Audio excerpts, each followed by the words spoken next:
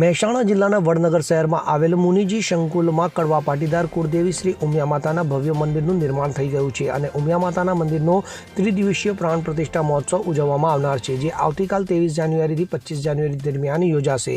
તો આવતીકાલથી યોજાનાર પ્રાણ પ્રતિષ્ઠા મહોત્સવની તડામાર તૈયારીઓ ચાલી રહી છે, જેમાં આવતીકાલ 23 તારીખના રોજ સવારે 8 કલાકે યજ્ઞ મંડપનું શુભ મુહૂર્ત કરવામાં આવશે। તો 24 તારીખે સવારે 8:30 કલાકે વડનગર હાટકેશ્વર મહાદેવના મંદિરેથી શોભાયાત્રા નીકળશે। તો આ શોભાયાત્રા મણિરાજ સંકુલ ઉમિયા માતાજીના મંદિરે આવશે અને તારીખ 25ના રોજ 12:39 શુભ મુહૂર્તે મૂર્તિઓની સ્થાપના કરવામાં આવનાર છે।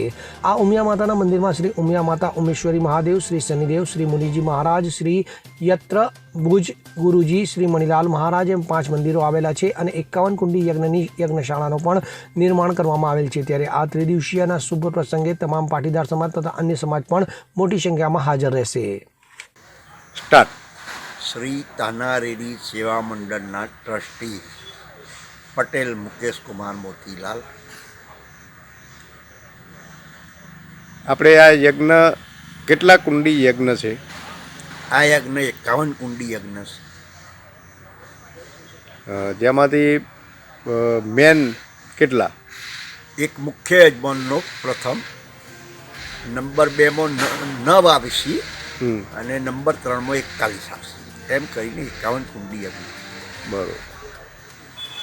હવે આ યજ્ઞ 3 દિવસ, હા, 23, 24, 25 જાન્યુઆરી આ 3 દિવસનો પ્રાણ પ્રતિષ્ઠા મહોત્સવ।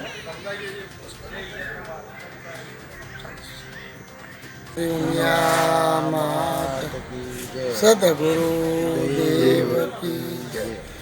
તારીખ 23/1/2026 શુક્રવાર સવારે 8 વાગે યજ્ઞ મંડપમાં હવનનું મુહૂર્ત થશે। તારીખ 24/1/2026 શનિવાર સવારે 8:30 વાગે હાટકેશ્વર મહાદેવથી રથયાત્રાનો વરઘોડો નીકળી બીએન હાઈસ્કૂલ થઈ હરિજનવાસમાં થઈ અને સીધો આવશે મુનિજી સંકુલ। 24 તારીખે જે પ્રતિષ્ઠાની મૂર્તિઓ છે એનું પૂજન થશે।